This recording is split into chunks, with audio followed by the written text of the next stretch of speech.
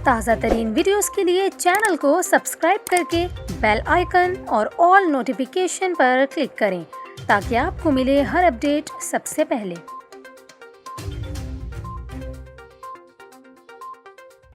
और अभी आपको बताएं, इलेक्शन कमीशन के बाहर पुलिस एहलकार से गोली चल गई, जिसके बाद इसे गिरफ्तार कर लिया गया। जराये के मुताबिक गोली पीटीआई के एमएनए साले मोहम्मद के पुलिस गार्ड से चली, जिसके बाद एहलकार को गिरफ्तार कर लिया गया है। जराये का ये कहना है कि पुलिस एहलकार का ताल्लुक खैबर पख्तूनख्वा पुलिस से है, जिसे हिरासत में लिए जाने पर इसने पीटीआई के हक में नारेबाजी भी की और एहलकार ने कहा कि वो इमरान खान के लिए जान दे सकता है। आपको बताएं कि एलीट फोर्स के एहलकार इमरान खान के हक में नारेबाजी कर रहे थे। इस्लामाबाद पुलिस के एहलकारों ने फायरिंग करने वाले एहलकार को गिरफ्तार किया। आईजी इस्लामाबाद इलेक्शन कमीशन के मरकजी गेट पर मौजूद थे, जबकि इलेक्शन कमीशन के सामने सिक्योरिटी की सूरत हाल का जायज़ा लिया जा रहा है।